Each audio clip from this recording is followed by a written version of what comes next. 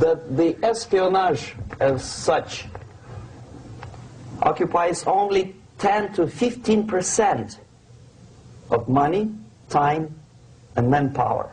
15% of the activity of KGB. The rest, 85%, is always subversion. And unlike a dictionary of English, Oxford Dictionary, subversion in Soviet terminology means always a destructive, aggressive activity aimed to destroy the country, nation, or geographical area of your enemy. So there's no romantics in there, absolutely. No blowing up bridges, no microfilms in Coca-Cola cans, nothing of that sort. No James Bond nonsense. It's most of this activity is overt, legitimate, and easily observable if you give yourself time and trouble to observe it. But according to the law and law enforcement systems of the Western civilization, it's not a crime. Exactly because of misconception, manipulation of terms. We think that subverter is a person who is going to blow up our beautiful bridges. No. Subverter is a student who comes for exchange, a diplomat, an actor, an artist, a journalist like myself was 10 years ago. Now, subversion is an activity which is a two-way traffic. You cannot subvert an enemy which doesn't want to be subverted. If you know history of Japan, for example, before 20th century, Japan was a closed society. The moment a foreign boat comes to the shores of Japan, the Imperial Japanese Army politely tells them to get lost. And if American salesman comes to the shore of Japan, let's say 60 or 70 years from now back, and says, oh, I have a very beautiful vacuum cleaner for you, with the good financing, he says, please leave us, we don't need your vacuum cleaner. If they don't leave, they shoot them to preserve their culture, ideology, traditions, values intact. You were not able to subvert Japan. You cannot subvert Soviet Union because the borders are closed. The media is censored by the government. The population is controlled by the KGB and internal police. With all the beautiful glossy pictures of Time magazine and Magazine America, which is published by the American embassy in Moscow, you cannot subvert Soviet citizens because the magazine never reaches Soviet citizens. It's collected from the newsstands and thrown to garbage can. Subversion can be only successful when the initiator, the actor, the agent of subversion has a responsive target. It's a two-way traffic. United States is a receptive target of subversion. There is no response similar to that one from United States to the Soviet Union. It stops halfway somewhere. It never reaches here. The theory of subversion goes all the way back 2,500 years ago. The first human being who formulated the tactics of subversion was a Chinese philosopher by the name of Sun Tzu.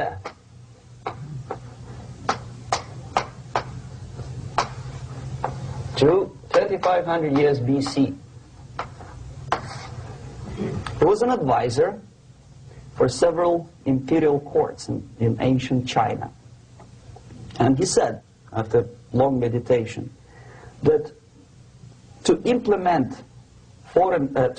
state policy in a warlike manner, it's the most counterproductive, barbaric, and inefficient to fight on a battlefield.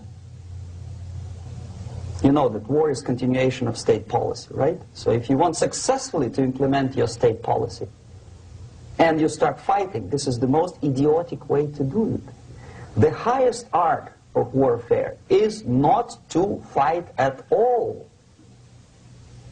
but to subvert anything of value in the country of your enemy, until such time that the perception of reality of your enemy is screwed up to such an extent that he does not perceive you as an enemy, and that your system, your civilization, and your ambitions look to your enemy as an alternative, if not desirable, then at least feasible. Better red than dead. That's the ultimate purpose, the final stage of subversion, after which you can simply take your enemy without a single shot being fired, if the subversion is successful. This is basically what subversion is. As you see, not a single mentioning of blowing up bridges. Of course, Sun Tzu didn't know about blowing up bridges. Maybe there were not that many bridges at that time.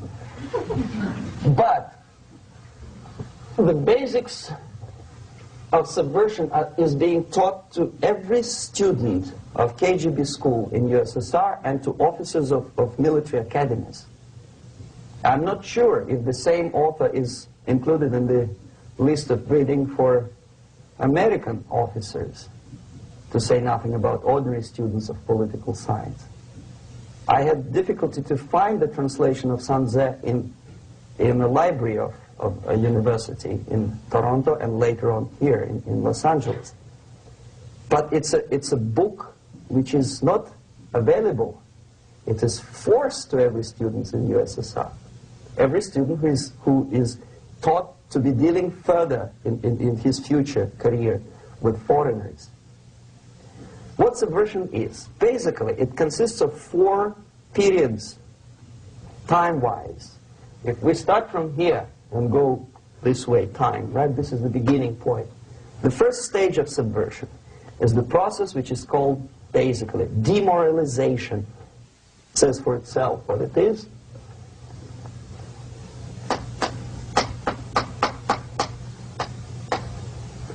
It takes from, say, 15 to 20 years to demoralize a society. Why 15 or 20 years? This is the time sufficient to educate one generation of students or children. One generation. One lifetime span of a person, a human being, which is dedicated to study, to shaping up the outlook, ideology, personality. No more, no less. Usually it takes from 15 to 20 years.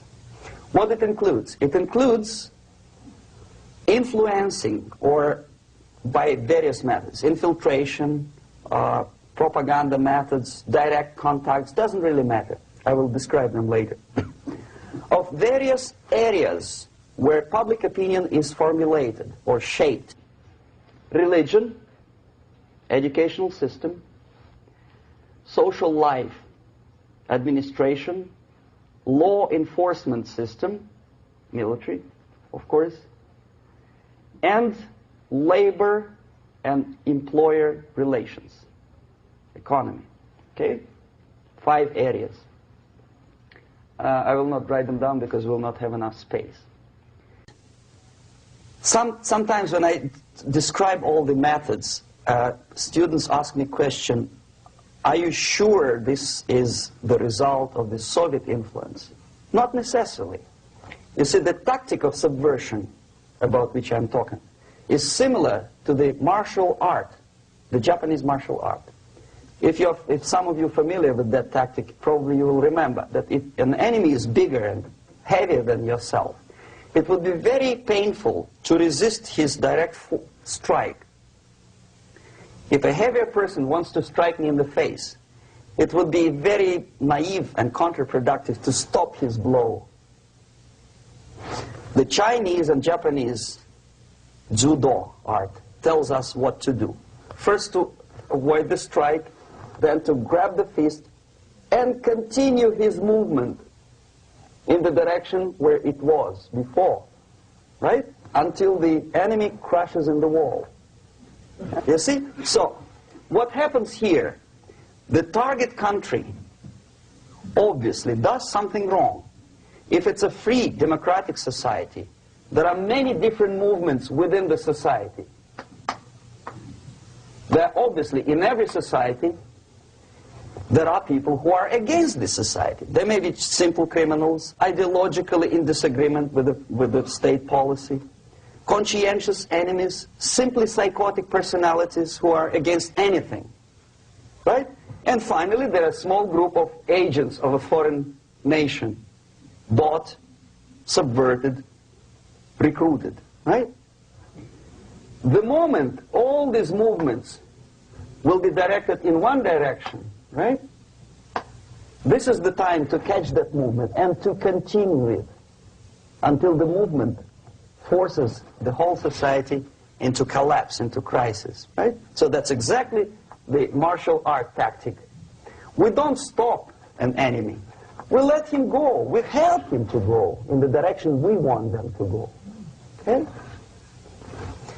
So, on the stage of demoralization, obviously there are tendencies in each society, in each country, which are going to opposite direction from the basic moral values and principles. To take advantage of these movements, to capitalize on them, is the main purpose of the originator of subversion. So we have religion, we have education, we have social life, we have power structure, we have labor relations, unions, and finally we have law and order. 1, 2, 3, 4, 5, 6. Okay? These are the areas of application of subversion. What it means exactly? In case of religion, destroy it, ridicule it, replace it with various sects, cults, which bring people's attention, faith, whether it is naive, primitive, doesn't really matter.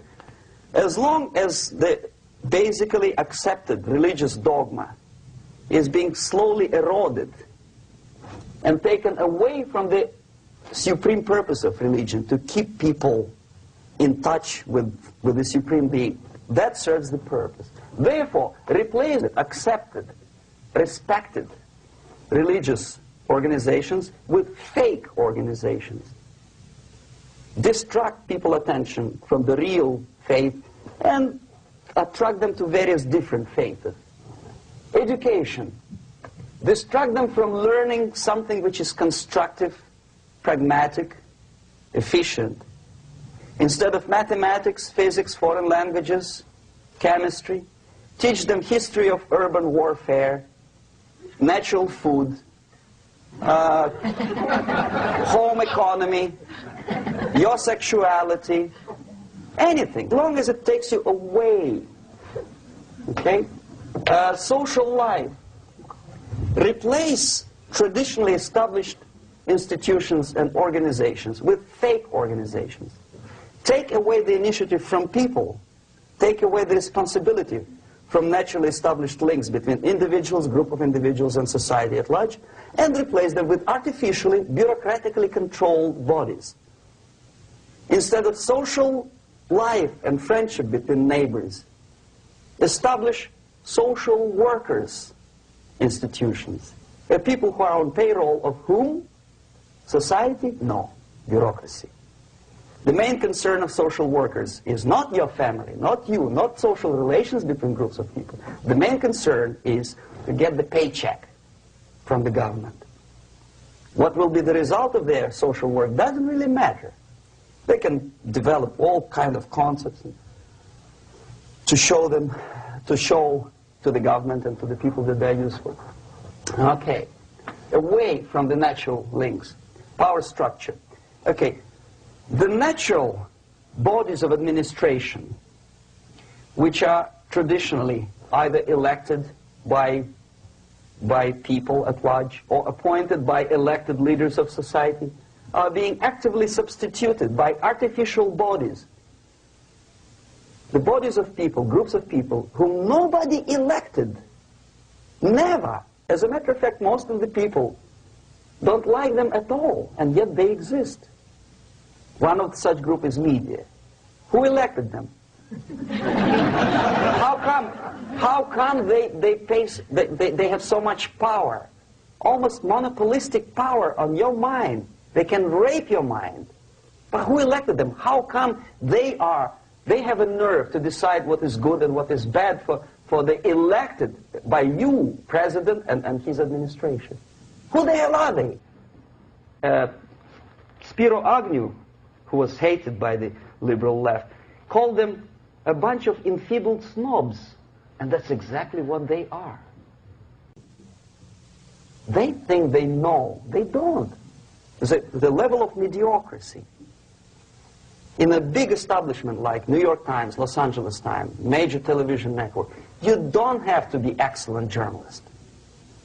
You have to be exactly a mediocre journalist. That's easier to survive. There's no competition anymore. You have your good, nice income, $100,000 a year. That's it. Whether you are better or worse doesn't really matter anymore. As soon as you're smiling to the camera and do your job.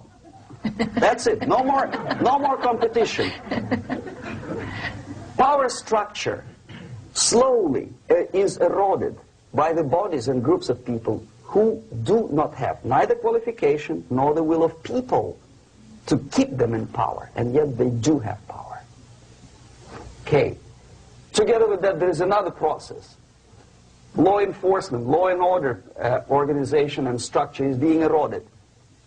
For the last 20, 25 years, if you see old movies and new movies, you can see that in new movies, a policeman, an officer of the United States Army looks dumb, angry, psychotic, paranoid. A criminal looks nice, kind of, well, he smokes hash and shoots the whatever drug. But basically, he's a nice human being. He's creative. And he's unproductive only because society oppresses him. Whereby a general of Pentagon is always, by definition, a dumb, a war maniac. A policeman is a pig, rude policeman. He abuses his power. You know? A generality, generalization like that. The hatred, the mistrust to the people who are supposed to protect you and enforce law and order. Moral relativity. The Angelo Buono process lasted 2 years in Los Angeles. Relativity. The Angelo Buono process lasted 2 years in Los Angeles. And yet there are still some lawyers who say, look, he's a nice character, as a matter of fact. There was some witness who said, also a criminal, who said, well, he's a nice guy. I asked him one day to burn a house of my enemy, and he wouldn't do it. Nice fella. Erosion. A slow substitution of basic moral principles, whereby a criminal is not a criminal, actually. He's a defendant. Even if his guilt is proven, there is still a doubt to kill or not to kill, to be or not to be. Thou shalt not kill, yes. But this line may not necessarily be applicable to a murderer. Thou shalt not murder. That should be the presumption, not that thou shalt not kill. Okay, labor relations. At this stage, within 15 to 20 years, we destroy the traditionally established links of bargaining between employer and employee. The classical Marxist-Leninist theory of natural exchange of goods. A person A has 5 sacks of grain and person B has 5 pairs of shoes. And the natural exchange without money is when they bargain between each other. And only with the introduction of the third force, C, an entirely third foreign stranger who says, no, don't give him 5 sacks of grain, give it to me. And you give me your 5 pairs of shoes, and I will distribute it accordingly. So that the economy will go. This is the death of natural exchange, death of natural bargaining. Well, trade unions were established 100 years ago. The objective was to improve working conditions and to protect the rights of workers from those employers who were abusing their right because they had more money. Objectively, at that time, initially, the trade union movement did work. What we see now is that the bargaining process is no longer resulting into in the compromise, which is leading objectively to betterment of working conditions and increase of salary. What we see is that after each prolonged strike, the workers lose. Even if they have 10% increase of their salaries, they cannot catch up due to inflation and due to missed time. More than that, millions of people suffer from that strike because economy now is interdependent. It's intertwined like one body. If previously steel workers, say 100 years ago, could strike and nobody would suffer, now it's impossible anymore. If a garbage collector strikes today, the rest of the multi-million city is stinking. I mean, there's no more service. In Quebec, for example, we had the electricians who were on strike in the middle of winter. You can freeze your bottom, and they still were on strike. Did they catch up with the salary? No, they lost. Who benefited? The leaders of trade unions. What is the motivation for strike? Improving of a workers' condition? No, obviously it's not. Then what is it? Ideology.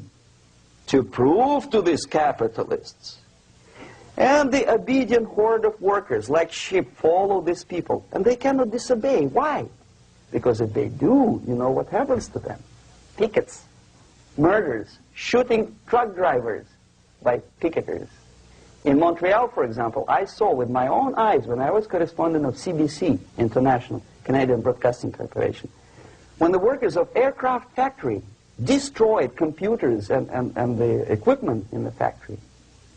And the administration employed strike breakers. Their cars were turned upside down and burned. Their houses were burned. Their kids were intimidated. And some victims were there. Of that you can be sure.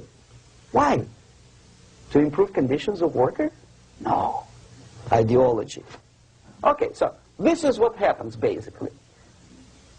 It may or may not happen without the help of the Soviet Union. But the natural tendencies are being greatly taken advantage of and capitalized by the Soviet propaganda systems. How? Whenever trade union strikes, we have influx of propaganda, mass media, ideological dissemination. The workers' right, and we repeat it like parrots. Yes, workers' right. Whose rights? Workers? No. The only freedom of worker to sell his labor according to his own desire and will is taken away from him. By whom? By trade union boss. Unlimited power is given. Responsibility. I want to sell my labor not for $2.50 an hour, but for $2. I don't have right. My freedom is denied to me. I know that if I sell my work for $2 an hour, not for $3 an hour, I will compete better with the other guy who is lazy and more greedy. I don't need $3. I need only $2. No, I was made to believe by media, by business, by advertising agencies that I need more and more and more. Have you ever heard any advertising on TV to consume less? No. No way. Whether you need a six-cylinder car or not, you have to buy it. And hurry up. When I was driving here on the local radio station, an excited announcer said, "You hurry up, rush and save, save, save. There is a pantyhose sale." Save by buying more. See? Of course. It would be too naive to expect that KGB makes that advertising agency to do such a crazy commercial. No, of course not. But what we did when I was working for Novosti Press, we would snow plow editorial offices, student organizations, religious groups with literature of class struggle.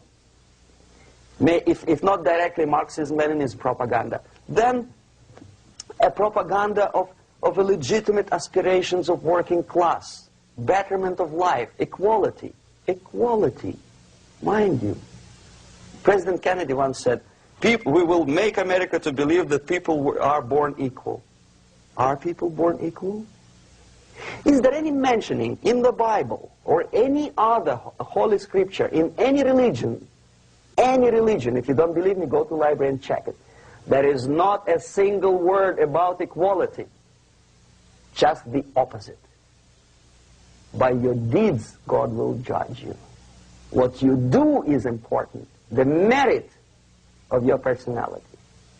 You cannot legislate equality. If you want to be equal, you have to be equal. You have to deserve it. And yet we build our society on the principle of equality. We say people are equal. We know it is false. It's a lie. Some people are tall and stupid. Others are short, bold, and clever.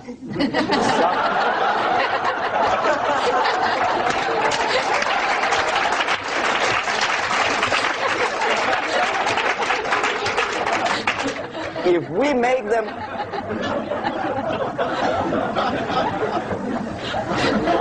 we make them equal by force, if we put the principle of equality in the basis of our socio-political structure, it's the same thing as building a house on sand. Sooner or later it will collapse, and that's exactly what happens. And we, as Soviet propaganda makers, are trying to push you in the direction which you go yourself. Equality, yes, equality. People are equal. Land of equal opportunities. Is it true or not? Think about it. Equal opportunities. Should there be equal opportunities?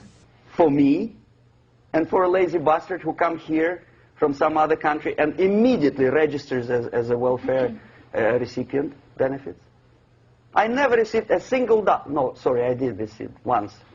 But I never applied for welfare. For the 13 years, I took any job. Security guard, journalist, taxi driver, anything.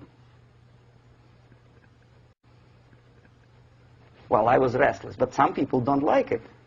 They immediately. So why should we have equal opportunities?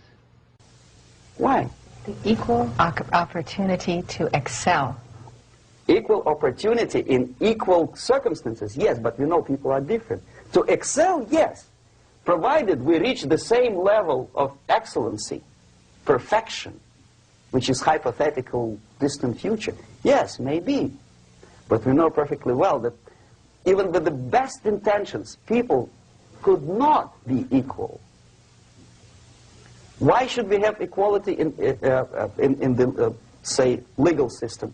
Myself, I'm considering myself a law-abiding citizen, and a person who comes here to rob and shoot, say, the United States administration under Carter, imported thousands of Cuban criminals.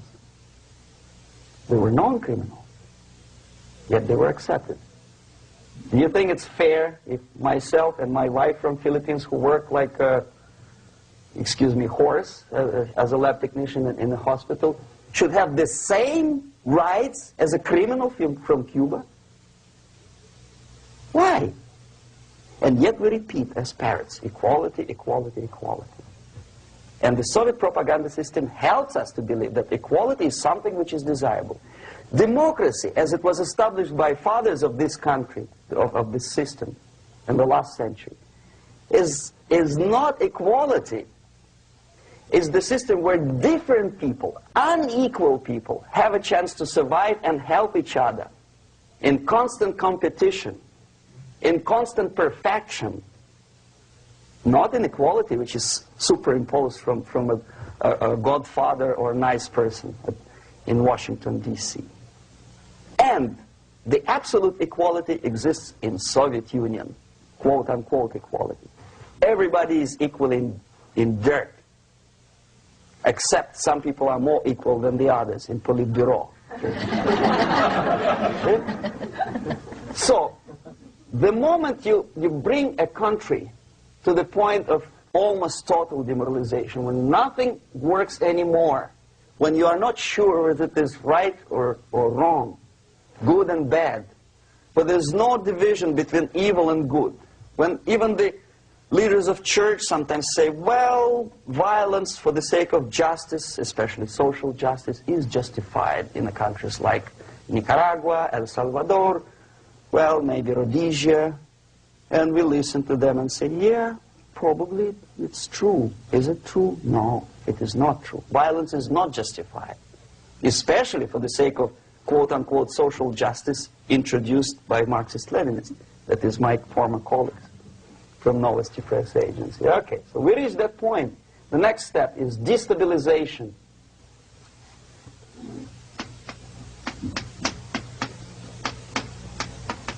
Again, this word says for itself what it is. To destabilize all the relations, all the accepted institutions and organizations in a country of your enemy.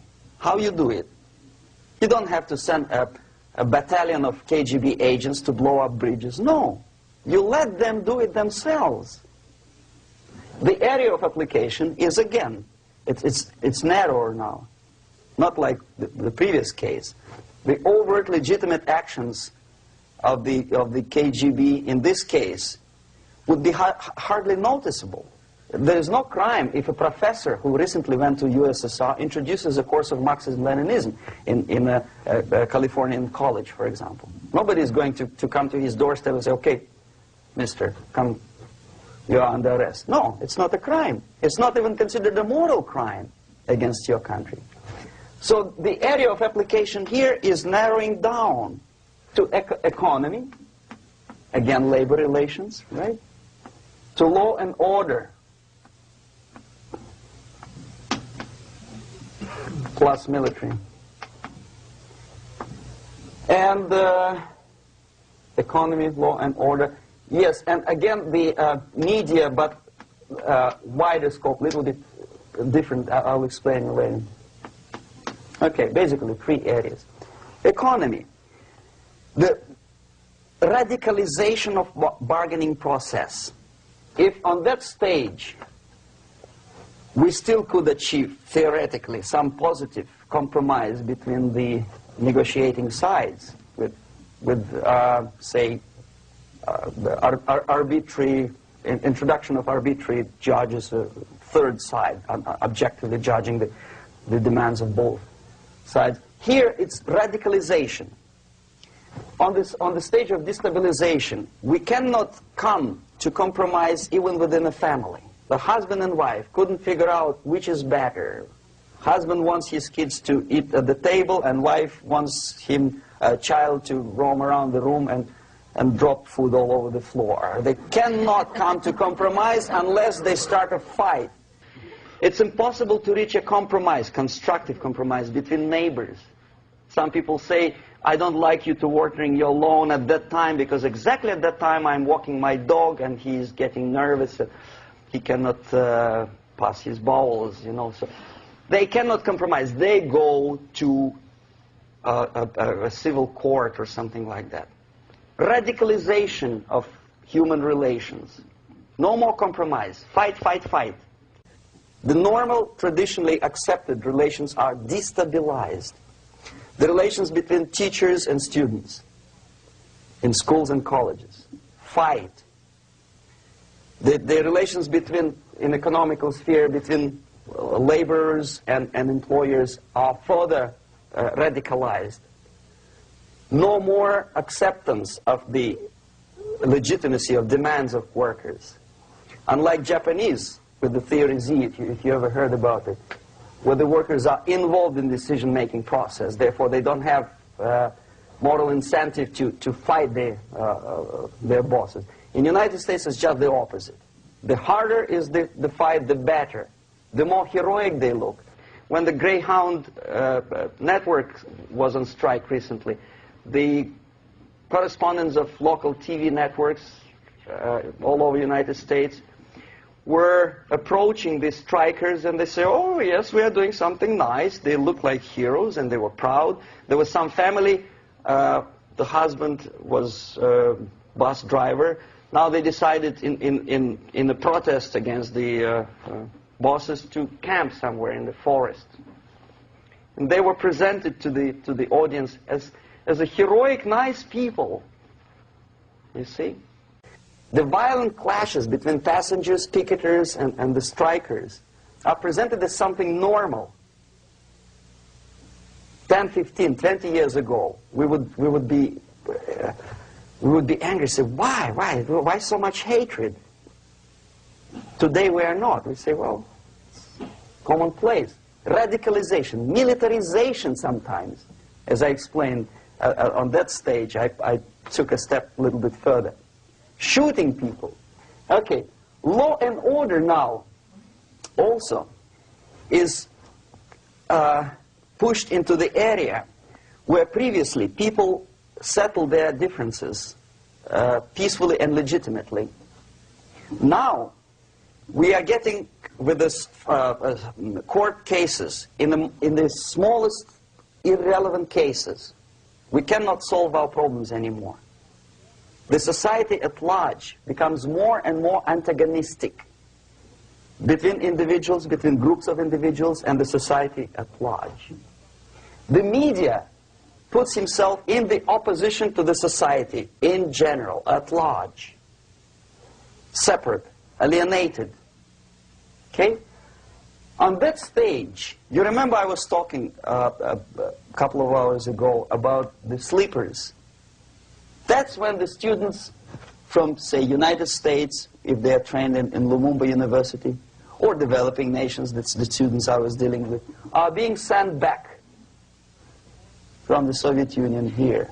Or if they were already in the United States, in the country, which is the object of subversion, they spring to action. The sleepers go up.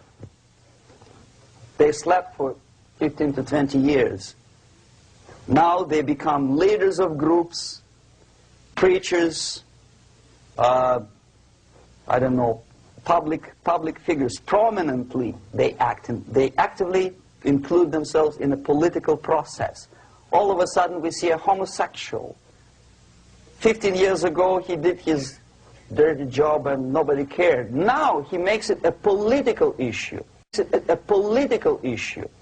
He demands recognition, respect, human rights, and he rallies a large group of people. And there are violent clashes between him and police, his group and ordinary people, no matter what. It's black against white, yellows against green, doesn't matter where the division line goes. As long as this group come into antagonistic clash, sometimes militantly, sometimes with firearms, that is destabilization process. The sleepers, many of whom are simply KGB agents, become leaders of the process of destabilization. Doesn't mean that Comrade Andropov sends Comrade Ivanov to the United States. The person who takes care is already here. He is a respected citizen of the United States. Sometimes he gets money from various foundations for his legitimate struggle for, I don't know, human rights, women's rights, kid lib, prison lib, whatever. There are sympathetic Americans who donate their money to him. This stabilization process usually leads directly to the process of crisis. In case of developing nations, that's the area where I was active. The process starts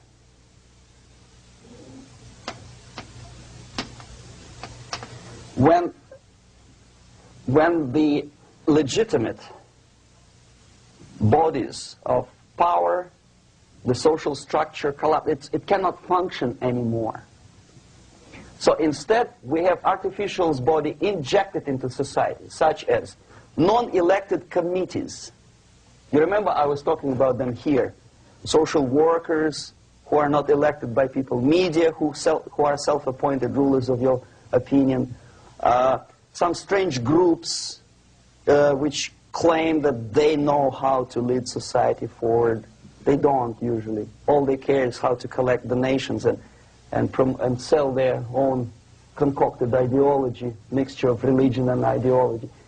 Here, we have all this artificial body claiming power. If the power is denied to them, they take it by force. In case of Iran, for example, all of a sudden we have revolutionary committees. What kind of revolution? There was no revolution yet, and yet they had the committees. They were taking power of judgment. They had the power of execution, they had the power of legislation, and that they had the power of judicial. All of them combined in one person, who is half-baked intellectual, sometimes graduated from Harvard University or Berkeley. He comes back to his country and he thinks that he knows the answer to all the social, economical problems. Okay? Crisis is when society cannot function any more productively. It collapses, obviously. That's the word for crisis. So therefore, the population at large is looking for a savior.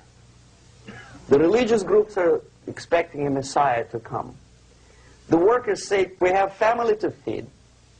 Let's have a strong government, maybe socialist government, centralized. When somebody put the employers on their place and let us work. We are sick and tired of going to strike and missing overtime and all that stuff. We need some strong man, strong government, a leader, a savior is needed.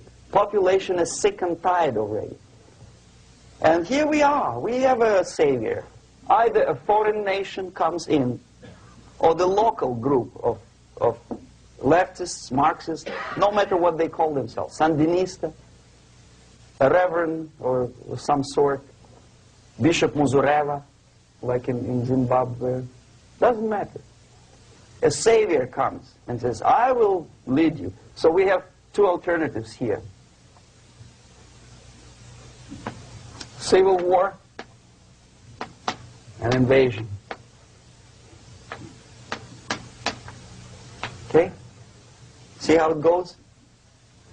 Civil war, we know what it is. Lebanon is the best example.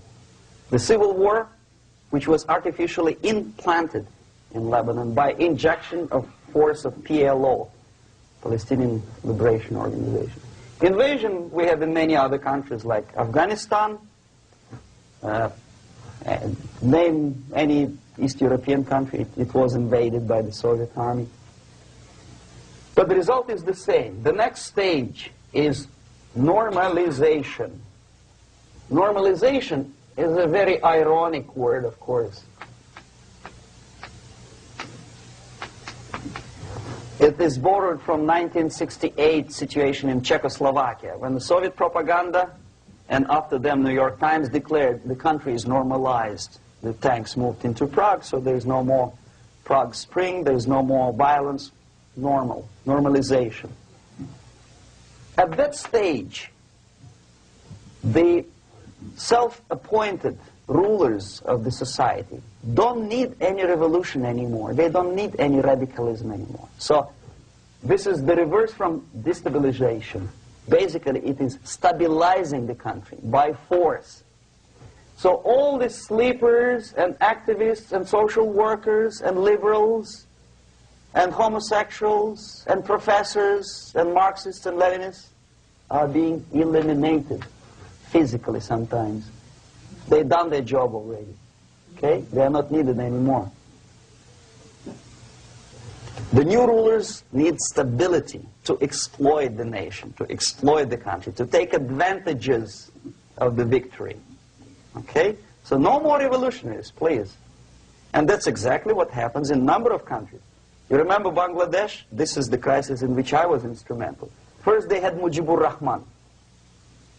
In 1971, he was the leader of People's Party, Awami League, with mustache like Stalin. He was in Russia many times.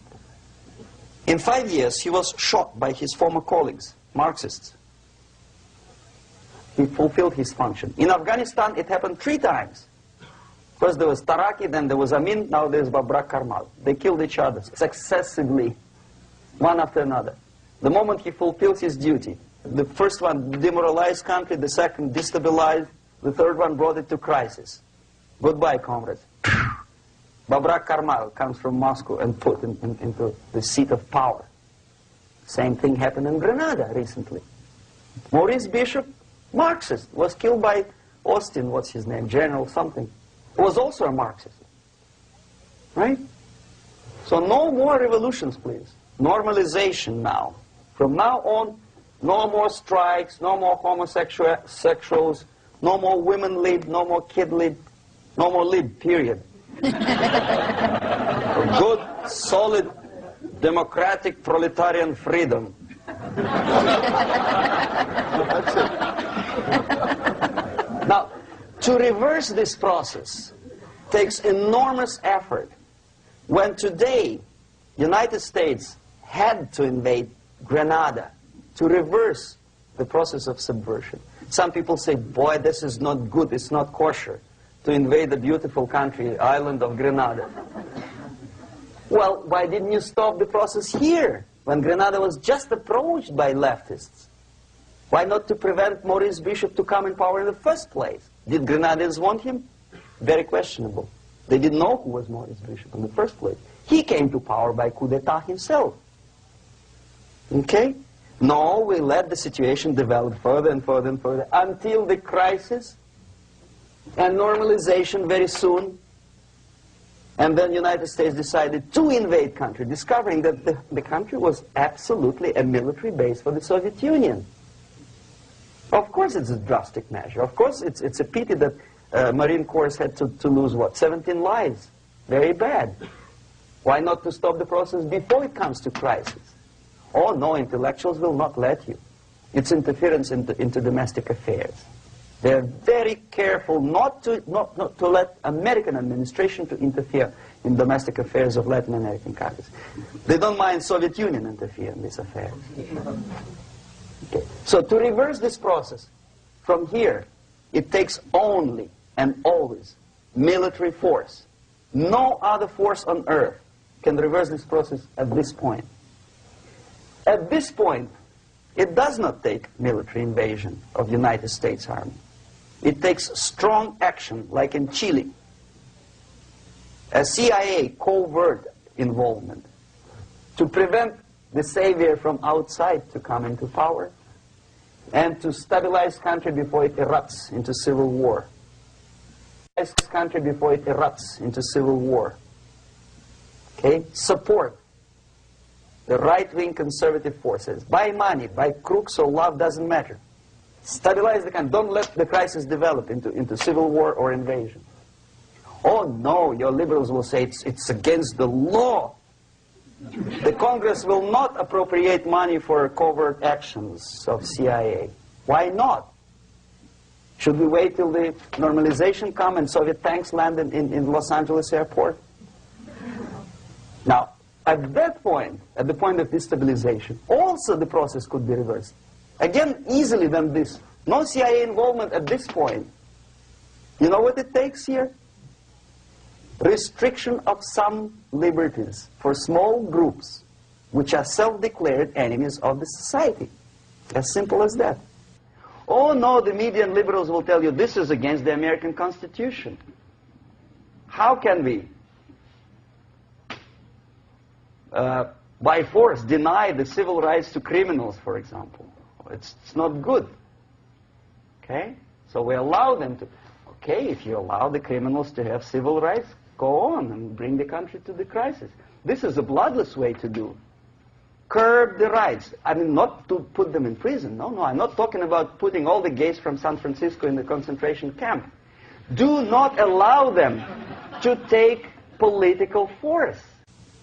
Do not elect them to the seats of power, whether it is municipality level, state level, or federal level. It has to be beaten in the heads of American voters that a person like that in the seats of power is an enemy. Do not be afraid of this word. It is an enemy. If he is not an enemy here, he will be here. Later on, he will be shot, of course. But at this point, he is an enemy. Okay? You are doing great service by denying him a right to capitalize on his own crazy ideas and become a powerful man, a man who uses the seat of power. Restriction of certain freedoms and permissiveness at that point would prevent sliding into crisis and probably will return the process of destabilization. To curb unlimited power, monopolistic power of trade unions here at that point would save economy from collapsing. To introduce a law to stop private companies of raping public opinion's mind in the direction of consumerism. No company must have a right to force you into buying more unless you want it. There must be a law. You want to advertise your car? Okay. But not a single mentioning of buying it now and saving money. It must be against the law to force people to consume more. Self-restraint. Previously, before this process started, the self-restraint was a business of church, religion. Because our preachers, the fathers of church, would tell us, material values are good, but it's not the prime function of human being. Because you have to live with something. Obviously, the design for our life is not to consume more deodorants. There must be something greater. If such a complicated instrument as human body was created, obviously there must be some higher purpose for that. And it's very easy to avoid destabilization by denying the greedy companies one little freedom, one little liberty, forcing you into turning yourself into processors of unwanted products and goods. They turn you into machines, like the worm who there's inlet and outlet. So, and how long an average appliance lasts these days? Less than a year. Why? Where's workmanship? Well, we want you to buy more. Okay. Destabilization process could be easily overcome if, as I say, the society, by its own will or after persuasion by the leaders, will come to the idea of self-restraint. It's so hard, we want to consume more, but you have to. Unless you will come to this stage, when, as we say in Russia, if Sahara Desert ever becomes a communist state, there will be shortage of sand. So you have to curb your... You have to curb your expectations at this point before it's too late. But no, we don't want to do it. Demoralization process. Again, it's the easiest thing to reverse. First of all, by restricting import of propaganda. The easiest thing to do. Unlimited, unrestrained import of Soviet literature, Soviet journalists. Giving Soviet propaganda and ideological agitators equal time on American TV networks. It has to be stopped. And it's easy. They won't be offended, mind you. As a matter of fact, they will respect America more. But when my former colleague Vladimir Posner appears on Nightline and Ted Koppel asks him, well, Vladimir, what do you think about this and that? What can he think? He is an instrument of propaganda. He thinks what Comrade Andropov tells him to think. He's just a nice, articulate mouthpiece of the Soviet subversion system. And Ted Koppel makes you believe that my friend Vladimir Posner thinks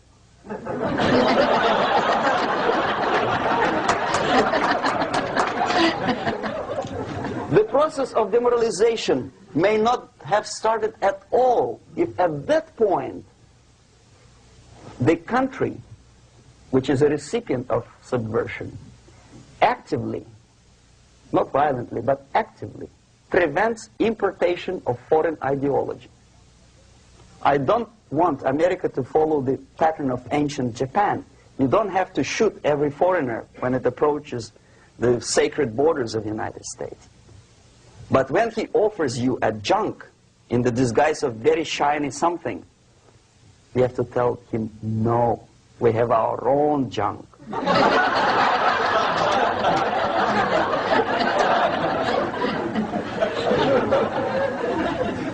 If at that point the society is strong, brave, and conscientious enough to stop importation of ideas which are foreign, then the whole chain of events could be prevented. Recently I've been to the Philippines, and I was shocked how in big cities like Manila, children listen to deafening music.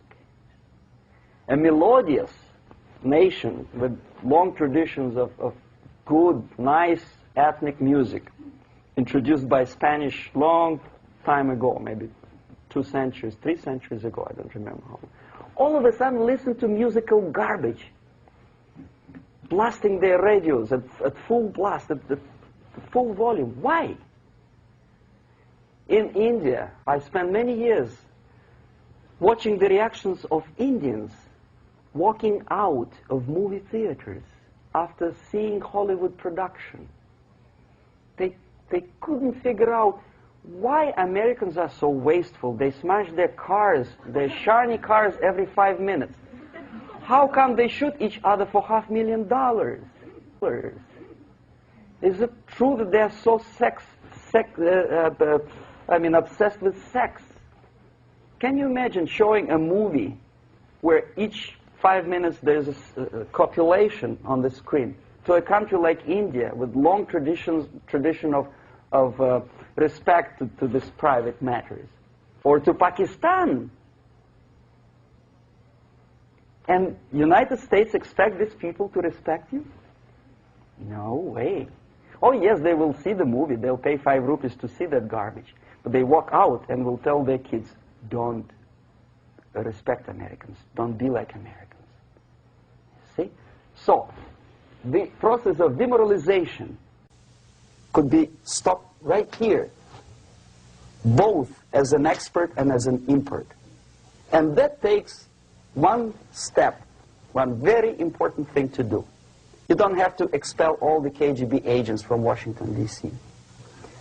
The most difficult and at the same time the simplest answer to the subversion is to start it here and even before, by bringing back the society to religion, something that you cannot touch and eat and put on yourself, but something that rules society and makes it move and preserve it. A Soviet scientist, Shafarevich, who has nothing to do with religion, he is a computer scientist, did a very intensive research on the history of socialist countries. He calls socialist or communist any country with a centralized economy and a pyramidal style of power structure.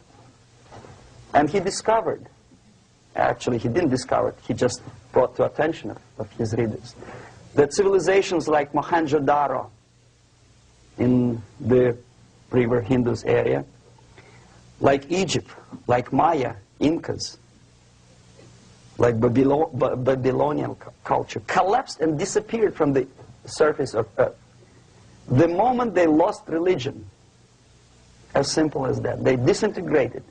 Nobody remembers about them anymore. Well, distantly. So, the ideas are moving society and keeping mankind as a society of human beings, intelligent, moral agents of God. The facts, the truth, the exact knowledge may not.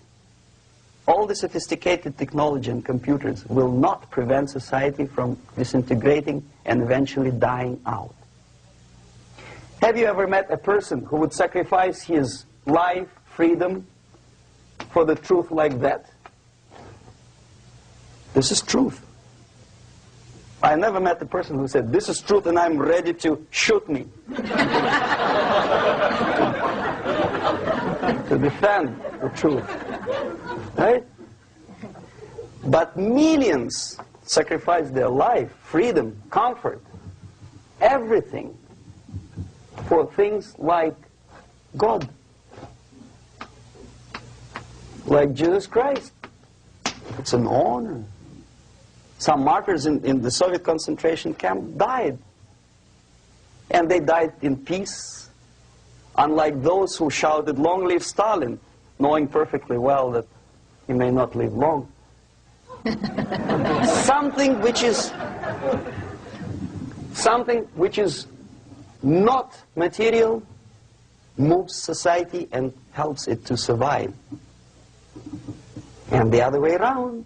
The moment we turn into 2 by 2 is 4, and make it a guiding principle of our life, our existence, we die. Even though this is true, and this we cannot prove. We only can feel and have faith in it. So the answer to ideological subversion, strangely enough, is very simple. You don't have to shoot people, you don't have to aim missiles and Pershings and cruise missiles at Andropov's headquarters. You simply have to have faith and prevent subversion. In other words, not to be a victim of subversion. Don't try to be a person who in judo is trying to smash your enemy and being caught by your hand. Don't strike like that. Strike with the power of your spirit and moral superiority. If you don't have that power, it's high time to develop it. And that's the only answer. That's it. Thank you.